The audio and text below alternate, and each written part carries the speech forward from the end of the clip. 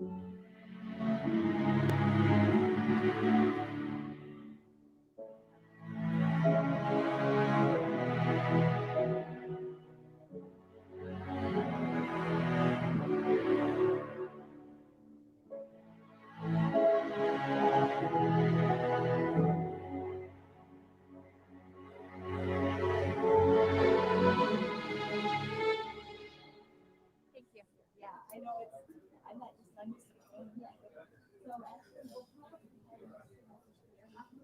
have a grad student whose last name I really should know how to pronounce, and I've never heard it said out loud, and now I'm too embarrassed to ask her how to say it. So you ask.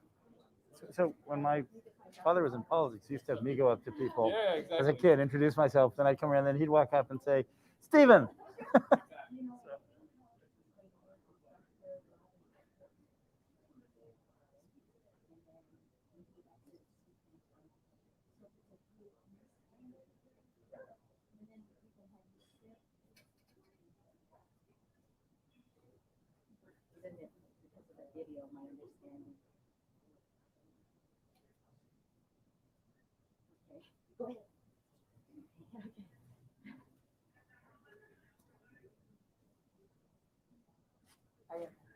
So I'm going to do the briefest of introductions, literally a line or two. And feel free to start by saying, let me say a little bit more about my experience.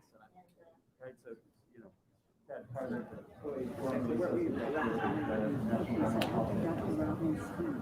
anything else, feel free to add to it.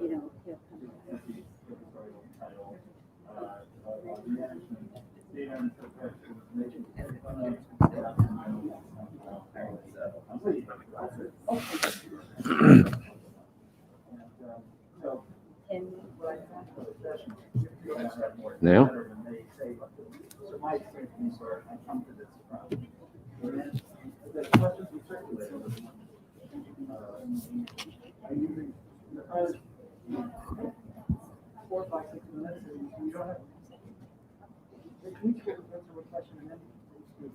Good morning, everyone. I'll let Dean Miller finish his instructions to the panel. They told me we were going live here, Dean Miller, so I'm going to read my opening statement here. Well, good morning. Thank you all for being here. I'll get to my comments here in a minute, but what an incredible week. And, you know, there are few people who've gone back to Tucson or gone on to other places, but we're really saving the best for last here. And I'm so excited for this panel this morning.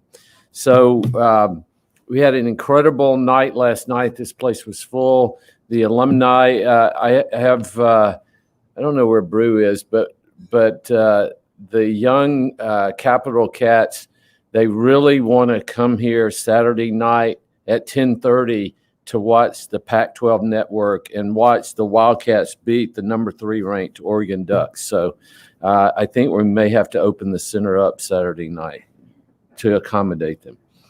So I'm going to say this for those of you, including Chairman Mallory, who've not been here all week, to hear me to say the same thing. Welcome to our DC Center for Outreach and Collaboration.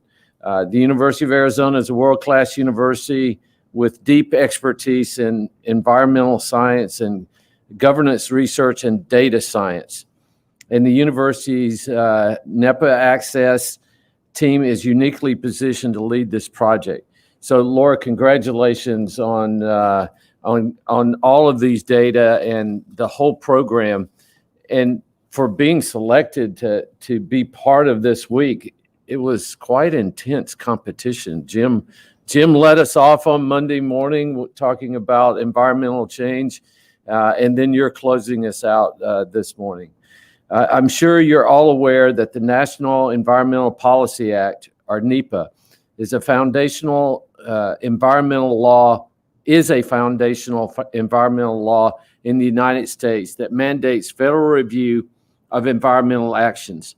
It's been emulated more than 190 times by U.S. states and countries around the world.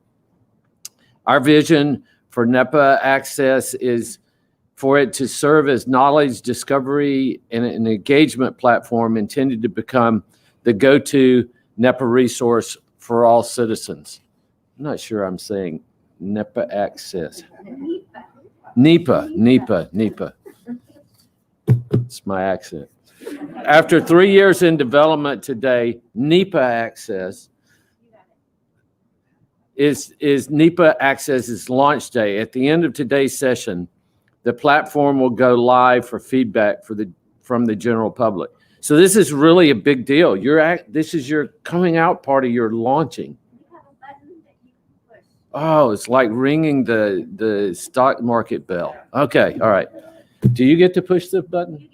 No. Dean Miller. Yeah. If I can't pronounce it, I can't push the button. NEPAccess exemplifies the University of Arizona's land grant mission to serve the people of Arizona and the country. And I would even argue we're a global land grant.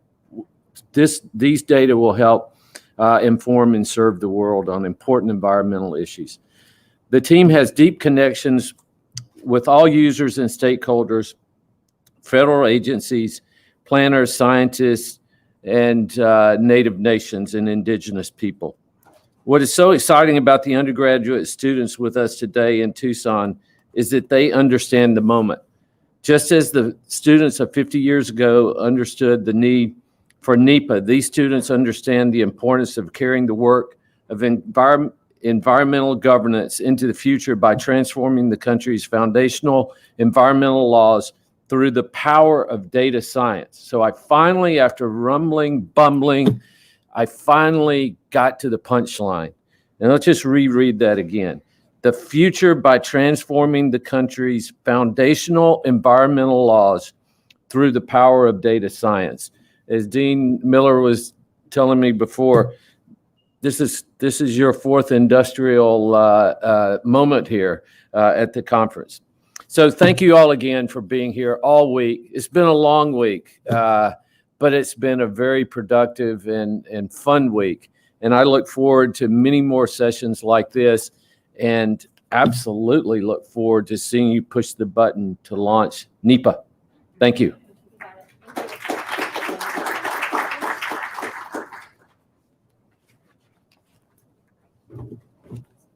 Good morning, everyone. I'm feeling remiss that I didn't properly introduce you. That's quite all right. I'll introduce myself just to handle that. It's like so good to be in a room with people in a live event. I can't tell you how much I've just missed that activity and the energy that you get from an audience, whether it's good or bad. So I'm Brenda Mallory. I'm the chair of the Council on Environmental Quality, part of the White House administration on environmental issues and natural resources issue. And I am just so thrilled to be a part of President Biden's administration. So I'm so glad to be here. One of the things that the Council on Environmental Quality does is to administer and implement the National Environmental Policy Act program. So NEPAccess is huge for us. And the work that's being done here, I think, is going to be very important in helping with the NEPA document reviews and helping with agencies being able to really take advantage of what's been done in the past and to tap into that as we think about future activity. So just grateful to be here this morning. Let me just start off by saying that congratulations to the University of Arizona for this opening. I know how important it is to be able to create this space here in Washington and to allow you to be present in the city as opposed to just flying in and out. I heard that this morning. And so I know that this Center for Collaboration is a big move, and I congratulate you for being able to do it. Let me start by acknowledging my team. Justin Padot is here on this panel that's coming right after me, the General Counsel for CEQ. I know Janie Hine, who is the Senior Director for NEPA at CEQ, is going to be here, and other folks are online. And I am so lucky, privileged to have a team of folks supporting me and the work that we're doing on behalf of the American people, and just grateful for the expertise that they all bring. And so When you're a political appointee and you're going through confirmation, you don't control who's going to end up on your team. So it could end up not being that good. And so I feel like I really lucked out by having such a great team to work with. I've already said that, just how tremendously proud I am to be part of the Biden administration, an administration that is focused on prioritizing climate action, a data-driven transition to a clean energy economy, and environmental justice. And these are three things that really control what CEQ does and the priorities that we're setting right now as we get set up over the course of this first year. It seems like every day there's some announcement, some impactful work that we hear about. And as someone who is there doing a lot of work herself with my team, just seeing how much else is going on in the administration is very exciting. And also it's just a reminder of the moment that we're in and how important this opportunity is right now for really making a change and a difference in the path that we're on, so that we can really tackle climate change and the other issues that have been I won't say ignored, but have been put to the wayside in the past. And so just grateful for that. President Biden and Vice President Harris made clear from day one that addressing the climate crisis would be a top priority for this administration. And we are feeling the effects of climate change, from flooding to extreme heat to raging wildfires every day. And these effects are changing the natural world as we know it, shifting ecosystems and dying species abounding. President Biden recently traveled to New York and New Jersey to assess the human and physical impacts from Hurricane Ida. And he traveled to the West Coast to assess the toll on the impacted communities from the rampant wildfires. As the president said, this is a code red situation. For some of us, even his using those words was a bit surprising, but I think it captures our sense of where we are at this moment and the importance of addressing these issues.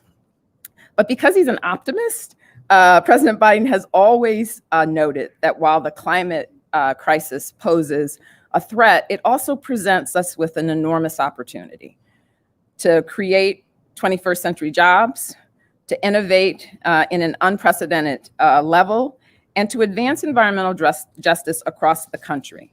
So really, back to the point I made earlier, this is the moment to really reimagine who we are, and in particular, to rebuild our new economy. But how we rebuild really matters.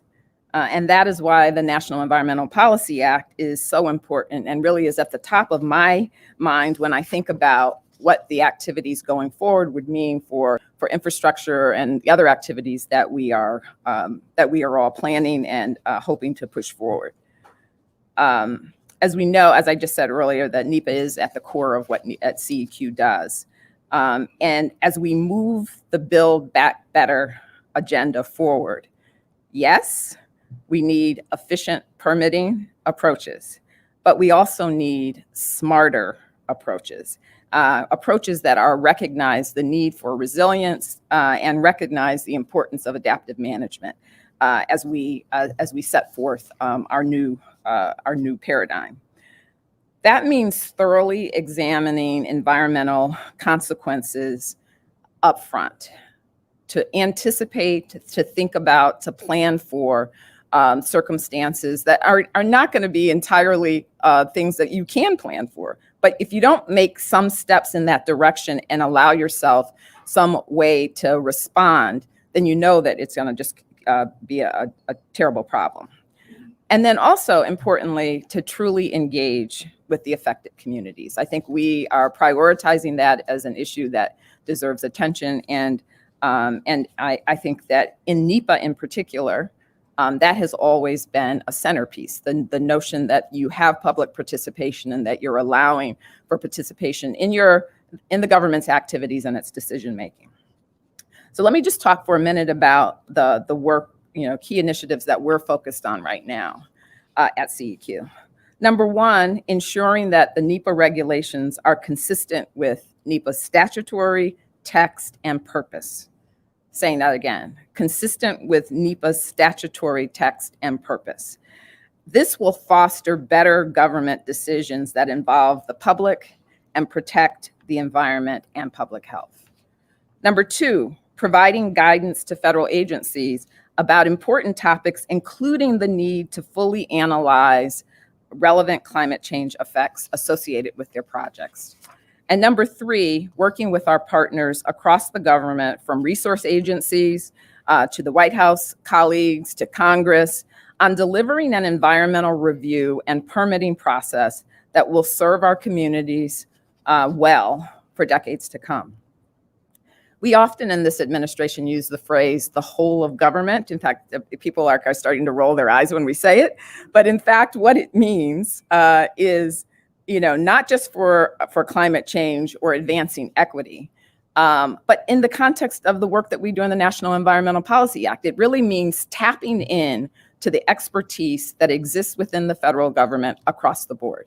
And even in agencies and under circumstances where, an entity might not have been front and center on an issue, NEPA being an example, there are tools that agencies have, experiences that they have, and we are reaching out and tapping into those as we think about and plan for the future.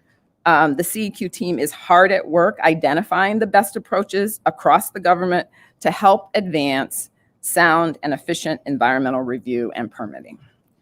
And we want to do this in a manner that enhances public participation, respects tribal sovereignty, protects our nation's resources, and delivers better environmental and community outcomes. But we recognize that we have to do this in a way that is timely and effective so that we can actualize the infrastructure vision that the president has put forward in the Build Back Better agenda. This brings me to the collective role as we meet here today and how we can work together to deliver on this vision and imperative. CEQ recently had the opportunity to participate in reviewing the University of Arizona's beta testing platform for NEPAccess, which obviously, and we're going to hear more about this morning, is a tool that really advances the opportunities that can occur in a NEPA process, geo-referencing for cumulative impacts assessments, and other innovative features that are going to be really important, I think, in the future of National Environmental Policy Act analysis. We're very excited at CEQ about that. That's why I'm here. I think I wanted to sort of express the support and to let you know that I think this is a really important tool in what we are trying to accomplish through the work that we're doing in the administration. And this platform, really presents an opportunity for the one-stop shop that thousands of NEPA folks have, NEPA nerds as we call ourselves, have talked about in the past, and just being able to have a place to go and to gather with a lot of the expertise and work that has been done in the past. So I'm particularly encouraged by the opportunities that are presented by this platform, and in particular around what that can do for public engagement and engagement with communities. NEPA was a statute ahead of its time that really remains vital today. And in my view, the more complicated and complex issues get, the more important NEPA is to the process. And so being able to ground our decisions in science and transparency, and NEPA's recognition of sustainability and a livable environment as fundamental themes and core values, I think is huge. And combine that with social and economic well-being as well. Those are all, when you look at NEPA, a very short statute, but the messages and the themes that are resonate in that all pick up all of those issues. And I think that's what we're about.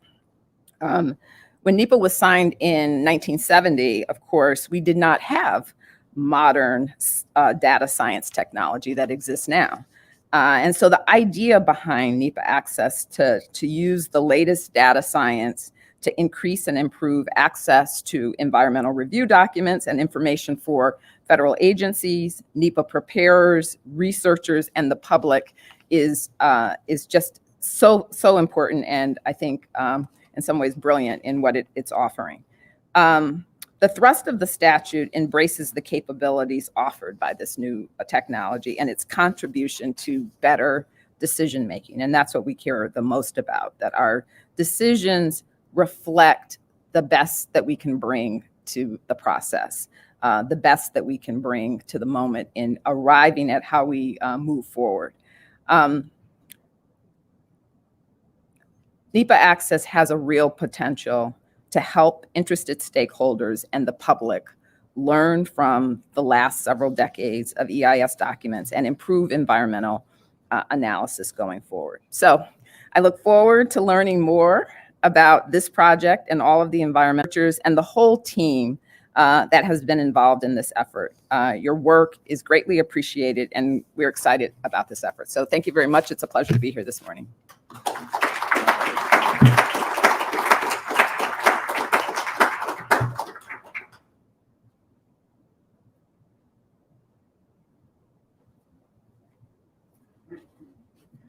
Wow.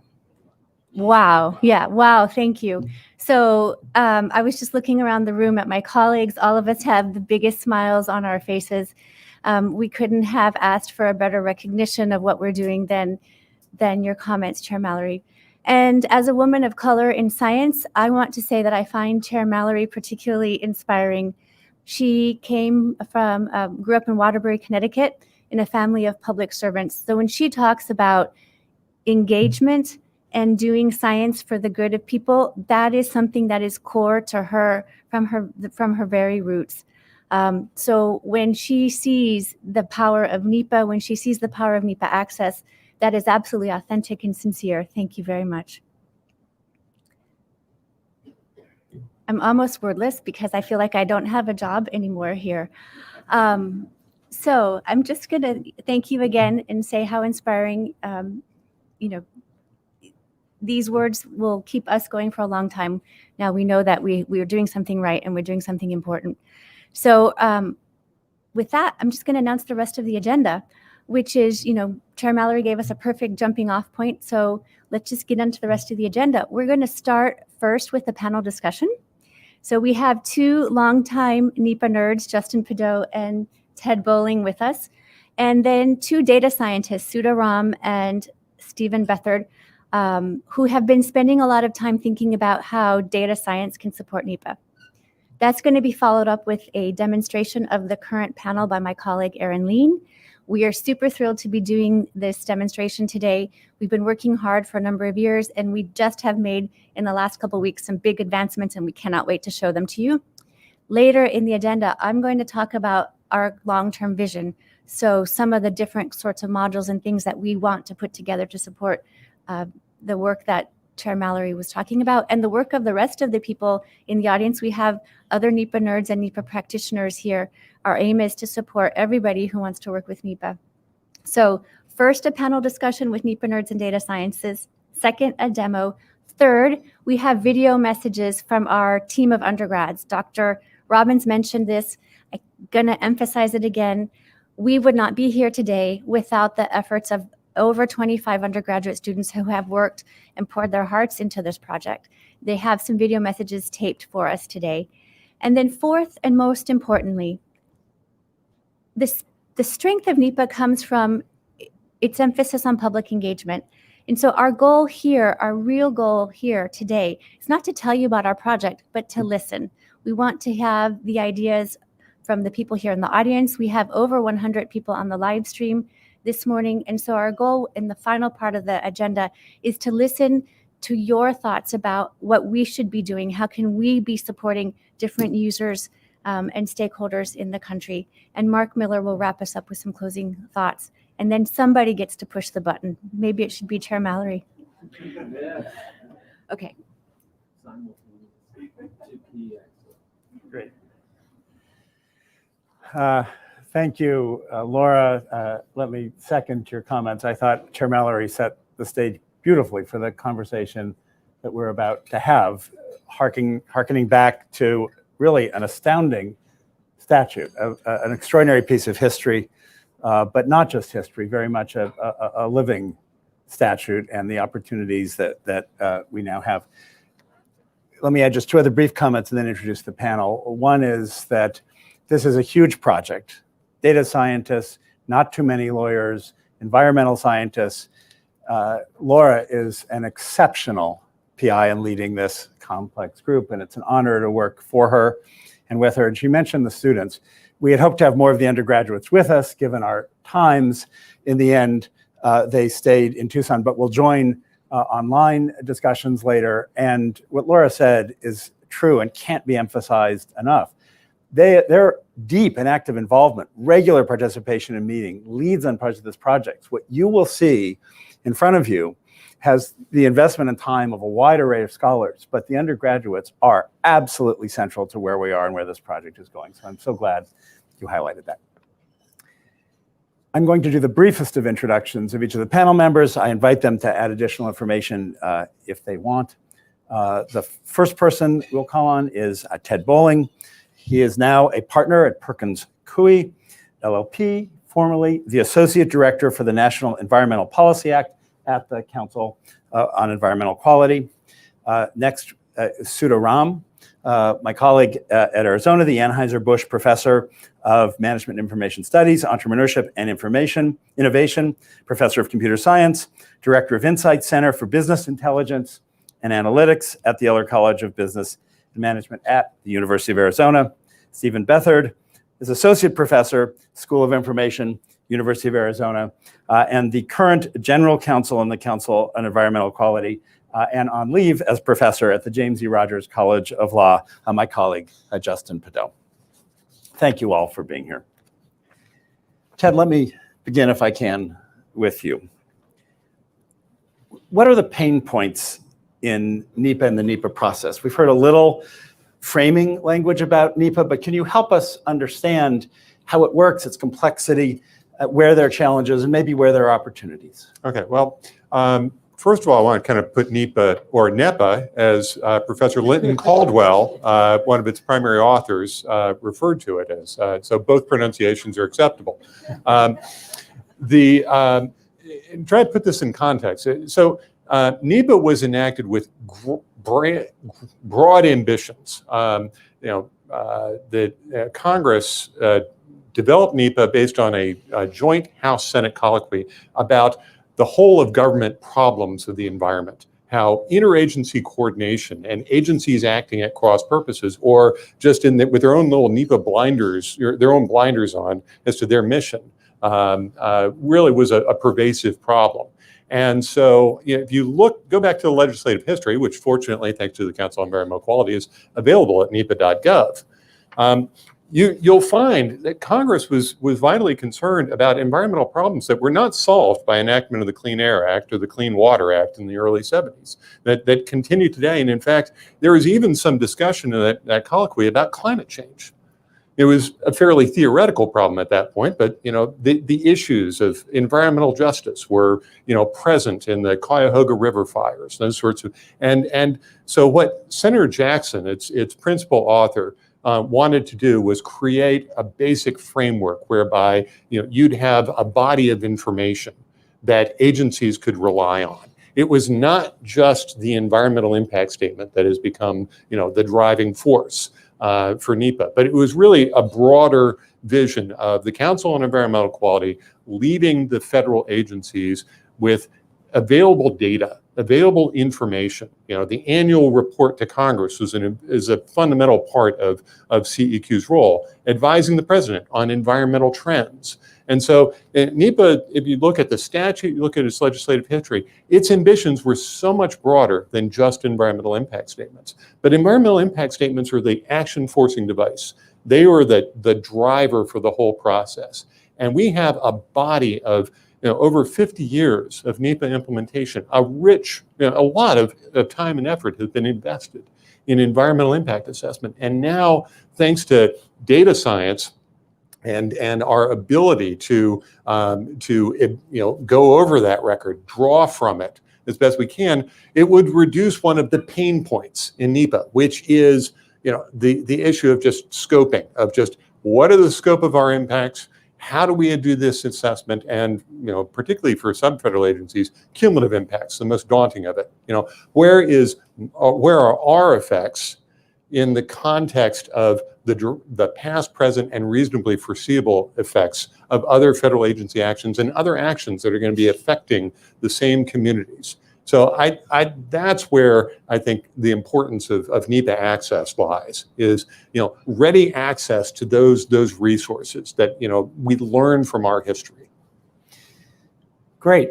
Thank you, Ted. Sudha, how might AI and natural language processing, machine learning help with the issues that Ted has framed and the foundation that Chair Mallory set? In other words, access to documents, I think, is familiar for many of us in many settings, technical and not. But how can these technologies advance the access, use, and understanding of those materials? So as Ted said, there's a vast repository of documents, and this is all mostly text.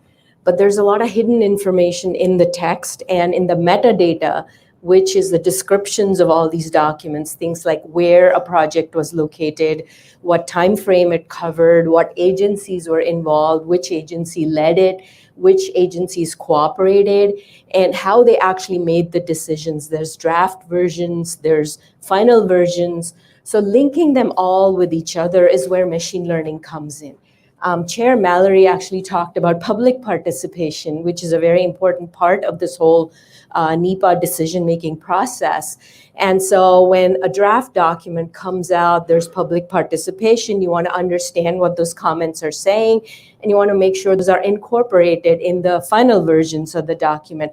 So understanding public stance is where machine learning also comes in. So you all heard of things like sentiment analysis on Twitter or social media. Well, stance detection goes beyond that. You need new machine learning methods to understand if this is a project on a construction of an oil pipeline or a highway, what is the public saying about that particular project? And so stance detection goes way beyond sentiment analysis, and you need new machine learning methods to understand stance and then to analyze the text to see if those comments have been addressed in the final versions.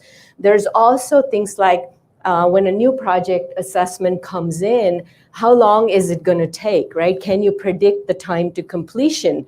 And machine learning is very good at doing predictions. So the question becomes, how do you actually do this prediction? And prediction time to completion, or predicting time to completion, is a very complex process because there's multiple agencies involved. There's various lead agencies, cooperating agencies. The project spans different locations. And so now we have new methods called graph convolutional network methods, which can take all of these various aspects of that assessment into account, look at their interactions, and then come up with a more accurate way of predicting time to completion.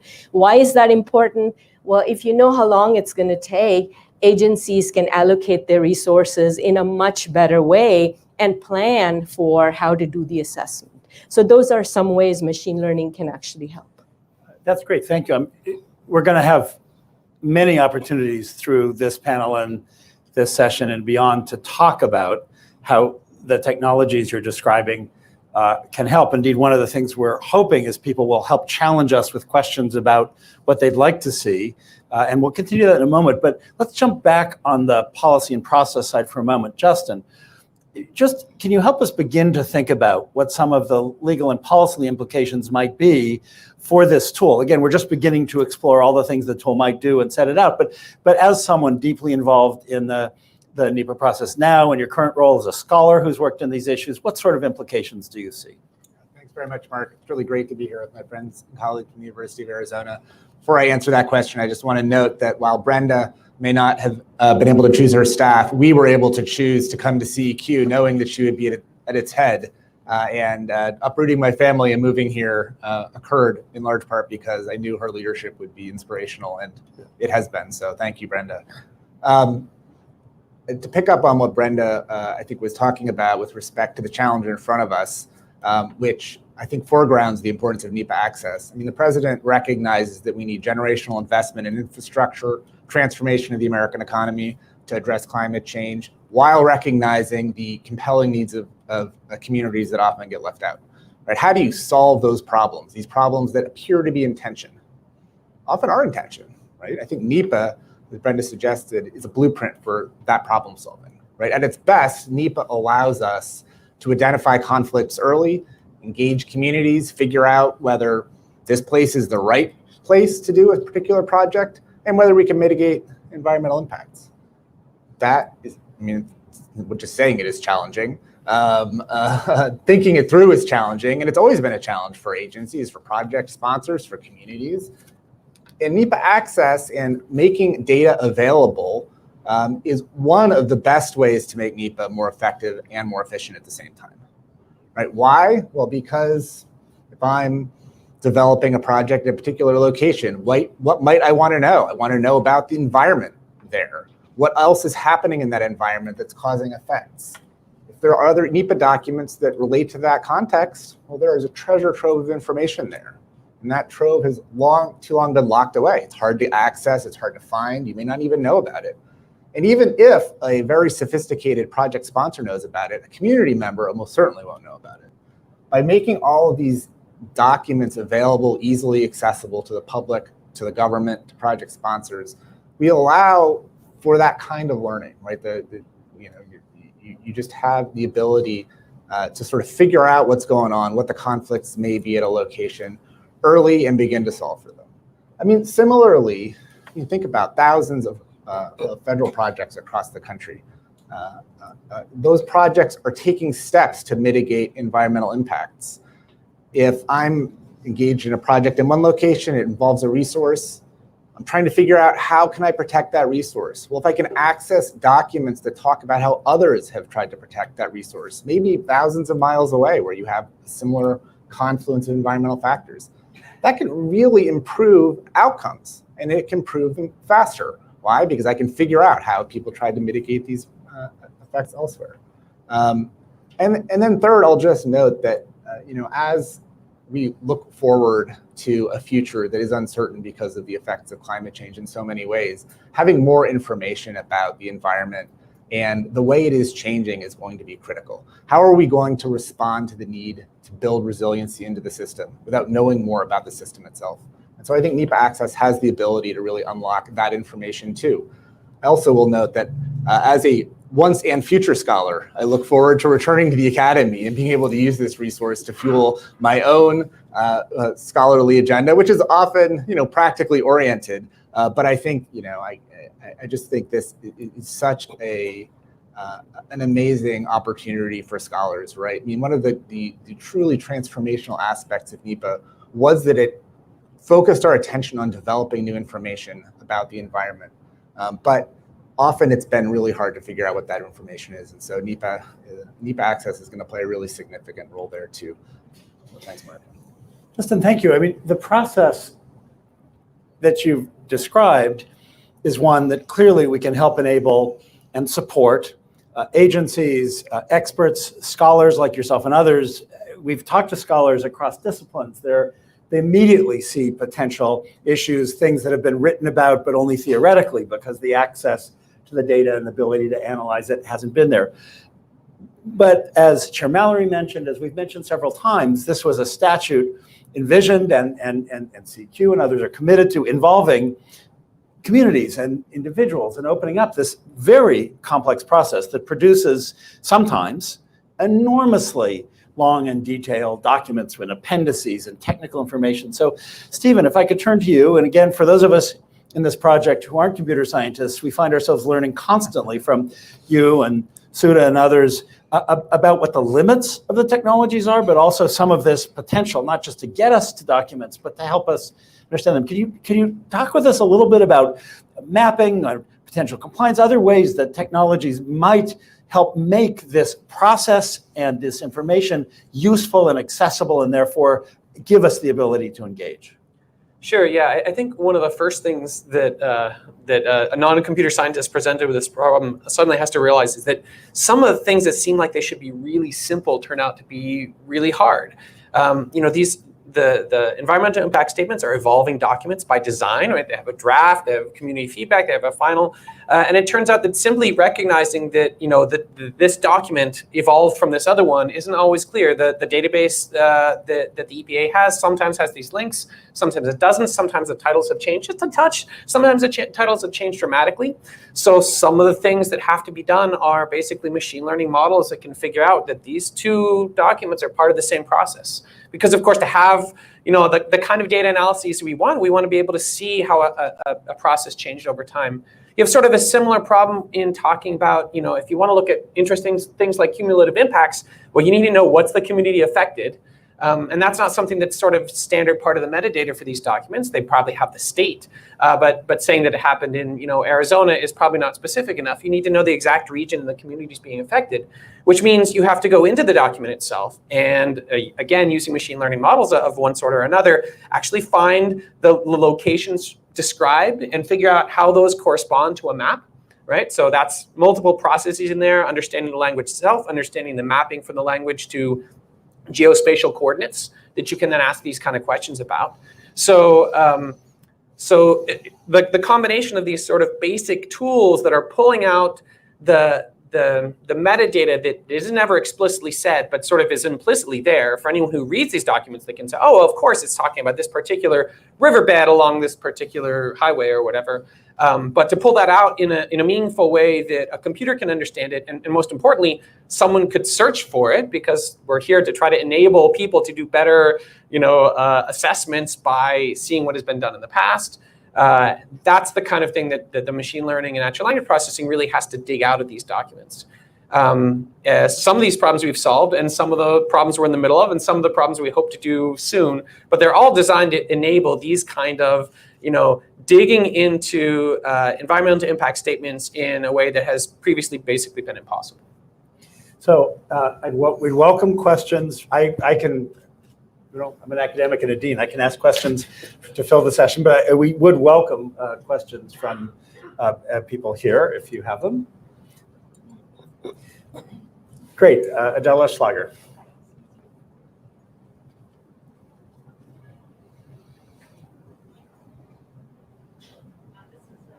Interesting session, and I enjoyed hearing what you all had to say. I know that states also have their own NEPAs, and not to put more on you guys, but have you given any thought to also reaching out into the states to take a look at their NEPA processes and the documents that they develop and how that fits into the federal processes? Great. Anyone? So we've been collecting all the documents from the various agencies so far, but that's certainly something that, there are other documents, for example, for each state that's certainly very much a part of what we would like to do, because what we're talking about in NEPAccess is a very comprehensive repository of information, but it's a knowledge repository and it's a living repository. So it's not something where you just collect something and it's there, but you keep adding to it. Certainly, the first step would be to look at the state's processes, add more documents if necessary, and then see how they impact the other documents that are already there. So that's an excellent suggestion. I mean, we've talked about potentially linking to states, but also there's other federal statutes that often interplay with NEPA. And the question is, how many layers? And here from both the computer science and the team effort, how do we build the structure, the infrastructure of this project to allow additions and expansions? Ted. Yeah, I just add, many of the federal environmental documents are joint with the state agencies. And of course, you have different versions of environmental impact assessment for different states. I mean, in California, you've got CEQA, which actually has some substantive standards to it, and very different modalities. In some ways, federal NEPA goes beyond what happens under CEQA. In some ways, CEQA goes beyond NEPA.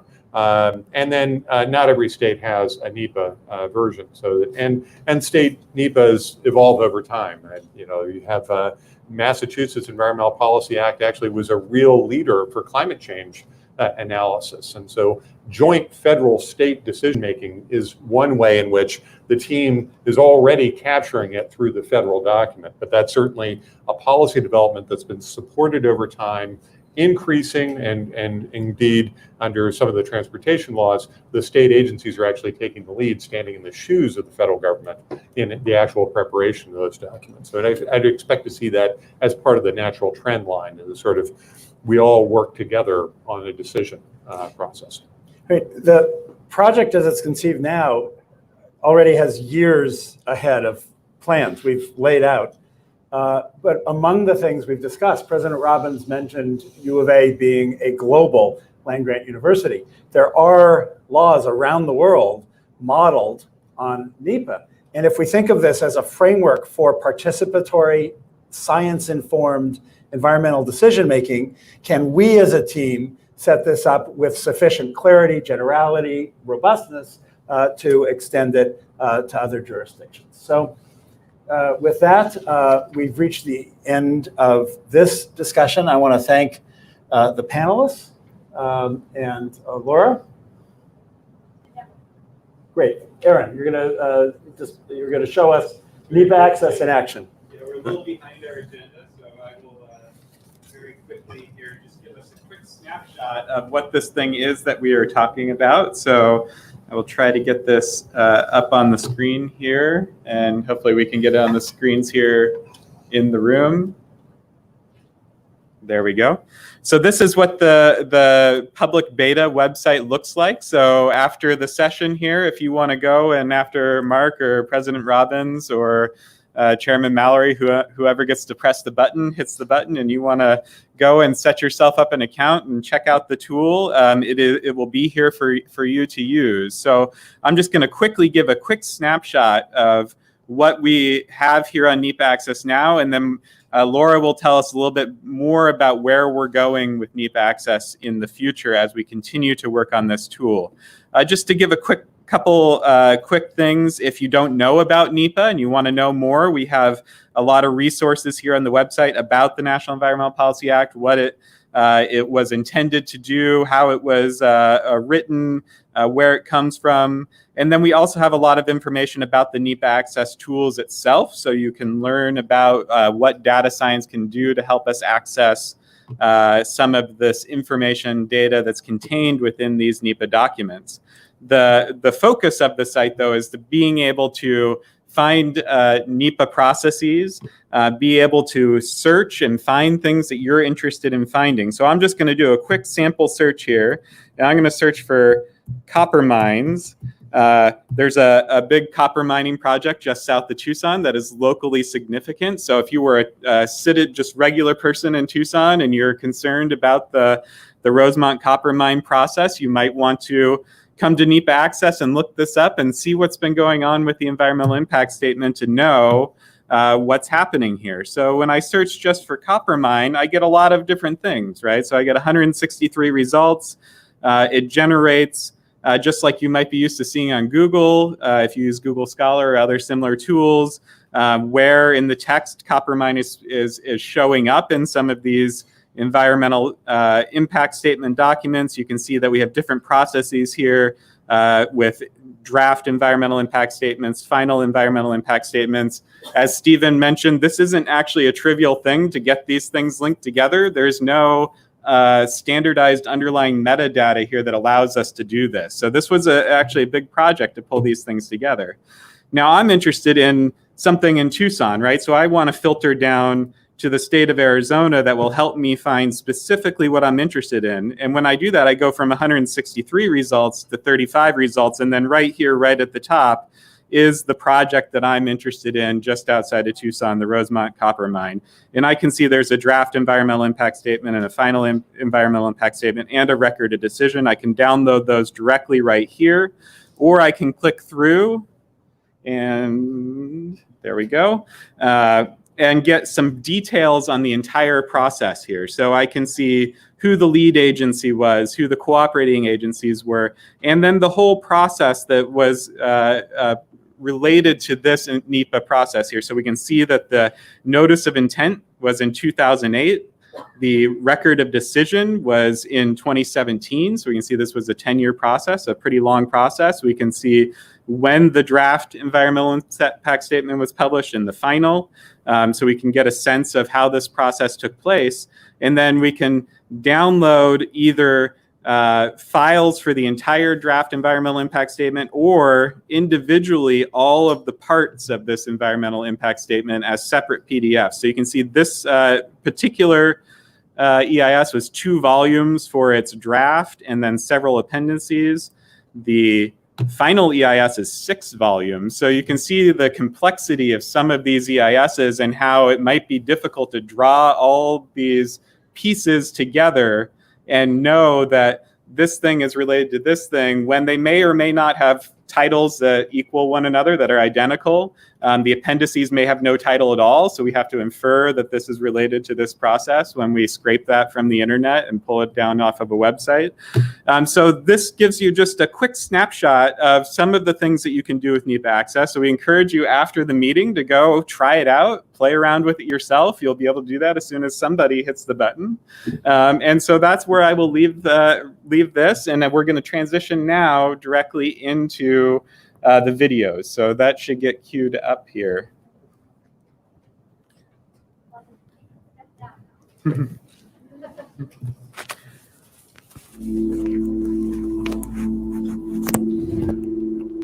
Hello. Hi. My name is Ashley Stava. My name is Daniel Elias Velasco. Brittany Swinish. Samantha Johnson. Alex Linford Walsh. I study natural resources. I am Natasha Lockery. I'm a fisheries management major. I study natural resources and conservation biology, veterinary science, and wildlife conservation management. Majoring in anthropology and minoring in natural resources. conservation biology, and my minor is marine science. And I'm with the NEPAccess team. NEPA is the National Environmental Policy Act. The foundational environmental policy in the U.S. It requires that the public is informed of any federal project. It also requires that the agency considers any alternatives and any environmental impacts that the project might cause. They have to prepare an environmental impact statement. Environmental impact statements are enormous. There's thousands of documents out there that are available to the public, but they're not easily accessible. NEPAccess takes the environmental impact statements, the EISs, it compiles them all into one place, which really hasn't been done before. Like a one-stop shop essentially for all NEPA-related documents. Here at NEPAccess, we're trying to make it not only more accessible to the public, but also to other agencies so they can make more informed decisions. Using NEPAccess, you'd be able to locate all of the EIS documents that were queued in a certain area or about a certain project type. It's going to make creating an EIS even more efficient, and it's going to inform the agency's decision a lot more than if they didn't have that prior information. It's very important to have all these ideas come together, because the more ideas that come together, the better the project. NEPA provides the opportunity for all stakeholders. Doesn't matter if you're a rancher or a scientist. NEPA, to me, is one of the few jurisdictions that we have as citizens to really make an impact when it comes to what's going on in our own backyard. The tribal communities have been here for so long. They know these lands like no one else. And that's one of the biggest reasons I got involved as well, is these tribal nations know what they're talking about, and we want them to be a part of it as well. This is essential for all people. We're trying to bring data mining and data science into the environmental assessment realm. What it allows people to do, and us to do, our country to do essentially, is understand the environmental assessment process better than we ever have before.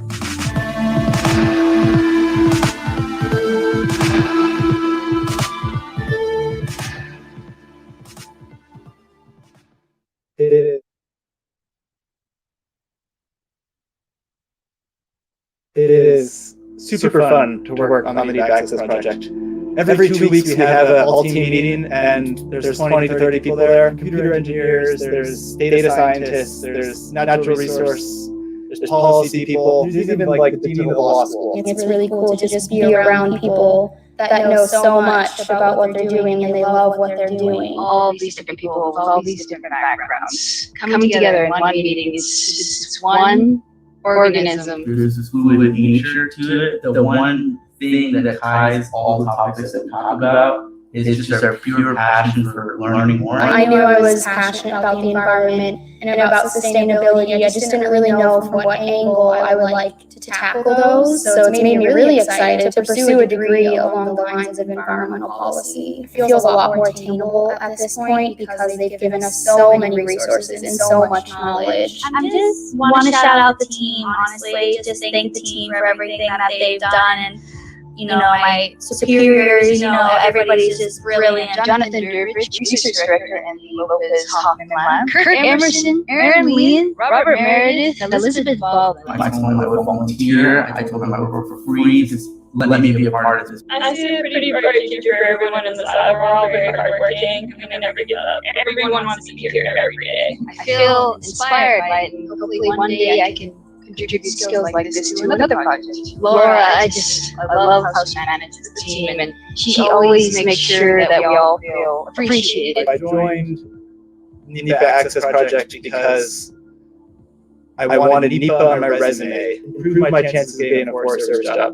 But since then, my plans changed. Right now, I'm probably going to keep doing research, NEPA-related research, actually, for a couple more years at least. I didn't think that I would ever be part of something like this before. Dr. LH is awesome, and she really cares about her students. The fact that I'm kind of in my niche now and learning things I wouldn't have ever learned if she hadn't asked me is something that I'm really thankful for. Our leaders set up a program for us this summer, which was a really neat program where we met every week and they did either a talk on graduate school, how to write a great proposal, how to dress professionally, how to network well. I got a book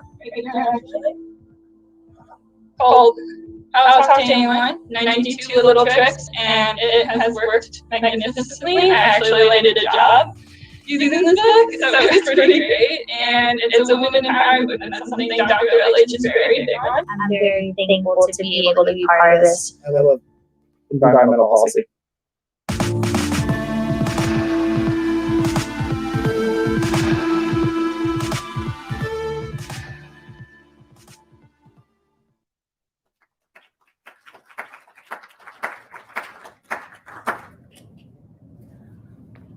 Okay, so now you can see why we're so proud of our students. It is not hard to be impressed by their youth, by their enthusiasm, and by their brilliance. But for me, what I find most beautiful about these messages is that they see value in NEPA. They don't see it as a dusty 50-year-old statute. They see it as enduring. They see that it has played an important role over the last 50 years in delivering the environment that we have in the United States today to them. And they see it as continuing. They see it as continuing its mission to promote productive and enjoyable harmony between people and the environment for the next 50 years and for the next 100 years. They see it as addressing issues of climate change and of economic development, of social justice and environmental justice.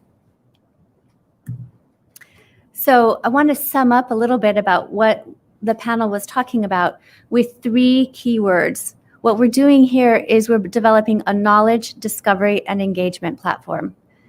Natural language processing and machine learning can turn text into data. That is making knowledge that was already in the NEPA system available and accessible. But we need to develop new knowledge. And so we're going to be using neural networks and deep learning to make connections between different kinds of information to understand and analyze things in different ways that we were never able to do before. So NEPAccess is going to enable new discoveries. And then finally, we haven't talked about it a lot, but our team is drawing heavily on the science, the new science of user experience, to make sure that this platform is easy to use and engaging so that we can engage a wide audience, not just federal agency officials or NEPA practitioners or NEPA nerds, but somebody who is in their hometown, interested in a project and new to this whole arena. We're really targeting that sort of person. We want to make sure that we can truly engage people in NEPA. So what we envision is a powerful, freely available go-to resource for all NEPA activities with tools to assess future impacts, tools to understand public engagement, and super clear dashboards to make information available. and finally, a workspace for all people to engage in NEPA. A little bit about our timeline. I'm not going to tell you about the ancient history. I'm going to tell you about the recent history, because Mark and I had been thinking about this project for a long time. But in 2018, we got funding from the National Science Foundation, from the Udall Foundation, from the Arizona TRIF program, and we developed our platform. By 2020, we had a full text search platform, and we had combed the internet and agency websites and pretty much have every single EIS document that's publicly available on a website. By 2001, which is today, our beta platform goes live, and it has the ability, as Erin showed you, to connect things in terms of processes. So our vision for the next steps moving forward is modular growth. Right now, we're in the process of looking for support for growing this platform, and we've organized our thinking in several modules, which I want to take you through. The first module is what we call Sustain, Grow, Connect. This is critical. As Ted was talking about, we need to, and Stephen as well, we need to be able to do cumulative impacts. And in order to do that, we need to have the platform and EISs searchable in a map-based format. We also need to expand the repository to include EAs, CEs, and other documents. We need to have ways to visualize data information easily, and we need to have at least summary statistics on public engagement, alternatives, timelines, etc. So this is our next step, sort of foundation we've got to get into place.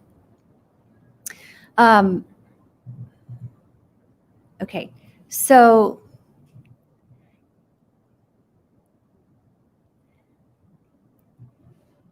for example, this is an example. If you wanted to research what was going on in your particular neighborhood, we want to have a platform where you can draw the polygon of your neighborhood, and then you can look around and see what other projects have gone around about your neighborhood. Next is environmental justice and public health. We want to be able to have NEPAccess support questions about environmental justice and public health. In order to do that, we have to have even finer scale mapping than you saw in the previous slide. We're going to need to integrate census data, geographic data, economic and public health data sets. And just like when you type something in your smartphone and it helps you with the spelling, we would like NEPAccess to help people through the process a little bit with artificial intelligence, AI-assisted queries about important topics. Engagement. Public engagement, as has been said today, is the heart of NEPA. And so we envision a module that's focused just on understanding and public engagement. So tools like Sudha was talking about to understand stance detection. So stance detection is tricky. We need to be able to differentiate between a comment that was registered somewhere where somebody says, yeah, we need more mining, from the sarcasm of a comment which is like, yeah, we need more mining. That is critical, and you need to look at the context of the whole discussion in order to pick that out. That's called stance detection, and that's something that we're working on. We want to be able to have dashboards for evaluating engagement, and as it relates to a number of parameters. So for example, to understand the number of comments on a project, the demographic of those commenters, and how it relates to stance. We also want to go beyond NEPA comments, official comments, and look at social media. So anything that's said about NEPA in Twitter, on Facebook, in the media. Outcomes. I think a question that everybody has is, what are the outcomes over the last 50 years from NEPA? So another important module is to be able to evaluate NEPA's outcomes on the ground over time. And by this we mean the environmental impacts, the social and economic well-being impacts. In order to do this, we have to go beyond NEPA. We need to go to the non-NEPA scientific literature to find research that was published about a NEPA project. We need to have agency reports, news articles, social media, all kinds of information that lets us know how people thought about projects after the fact, what their health outcomes were after the fact, anything in order to be able to understand how well NEPA is working. For this, we're going to use graph and network analyses and deep learning. And we want to, again, make dashboards so that it's very easy for users to analyze and visualize the outcomes. So here is a simple kind of dashboard that you saw already this morning, which just tells us a timeline. And we expect to have more sophisticated dashboards in the future where you can associate timeline with all sorts of other parameters. And finally, none of this would be important if we couldn't do this, what we're calling the NEPA 2.0 workspace. None of this is important unless we can get people engaged, using the platform, learning about NEPA, and engaging. So a goal is to create a workspace for all NEPA analyses, for creating NEPA analyses and for people to participate in NEPA-related activities. This must be done. This must be co-developed with users. So agencies and planners, but also regular people, citizens, NGOs. We particularly want to support tribes. NEPA is increasingly being deputed to tribes, and we want to make sure that this platform responds to their needs. And then finally, we envision training grants and small grants for citizens to start using the platform and engaging with NEPA.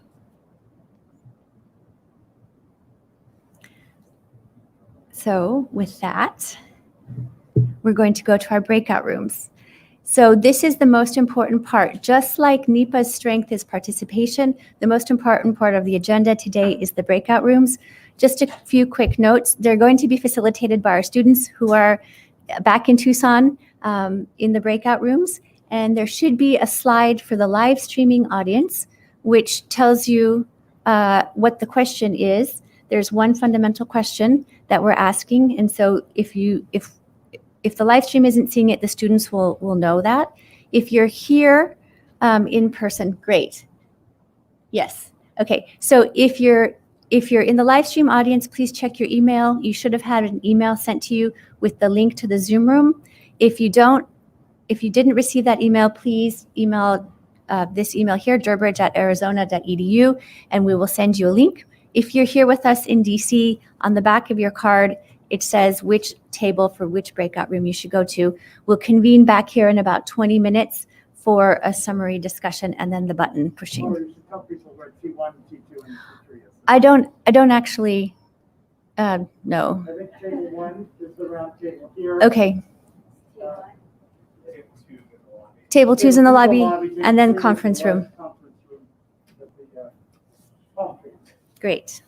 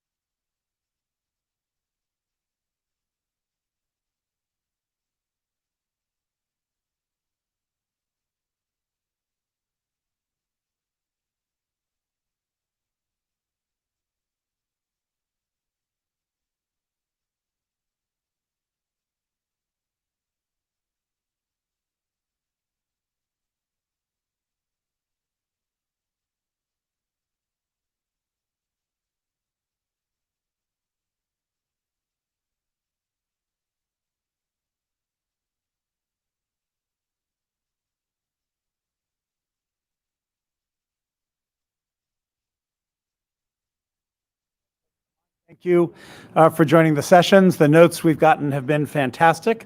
Let me just take 2 minutes, and that's all I need, not because of the sophistication of the comments, which we've incorporated and will work into the team, but because of the coherence. Across the groups, the comments focused on making this complex process and documents accessible. We've mentioned many times, and Chair Mallory began the conversation, framing this with citizen engagement, decision-making, community participation. And the recognition was, it's great that you have user experience people on the project and you're working on this, but still getting documents, even to the right documents, itself doesn't begin to take us as far down the road as we'll need to go if what we want is understanding, is communication of the projects, of the science, of the issues. So across the breakouts, there were discussions of helping, the mapping being critical, of other tools that simplify, not dumb down, but simplify and allow for connection to the communication. The use of past EIS documents, again, the documents are complicated, but how to make them useful.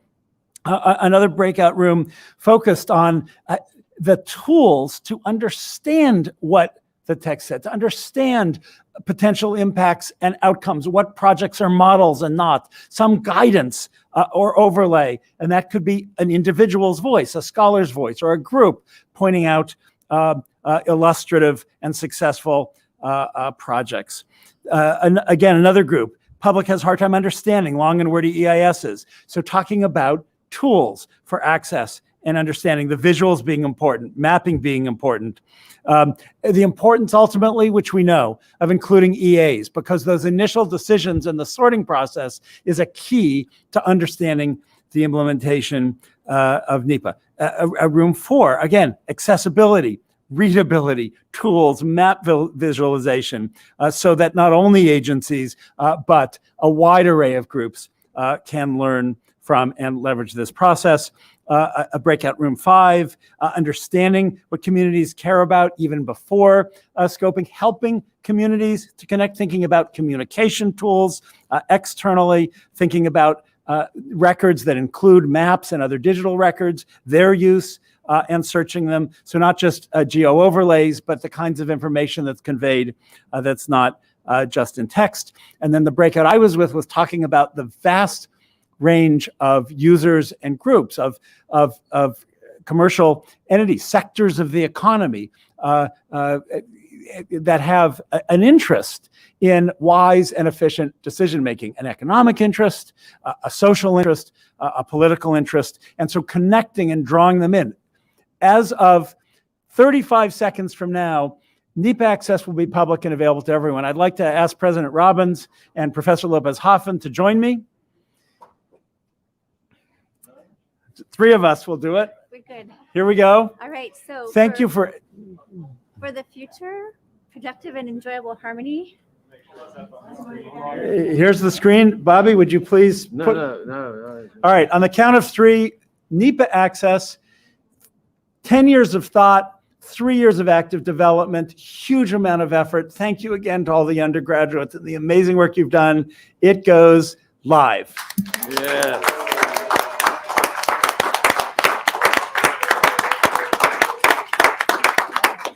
Thank you all so much, both online and here.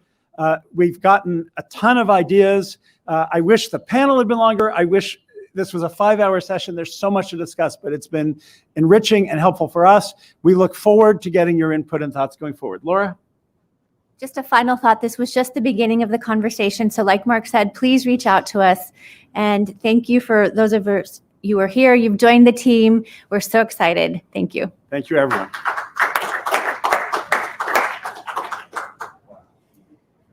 Good. Thank you for being here with us. Oh, I'm so sorry. No, you're good.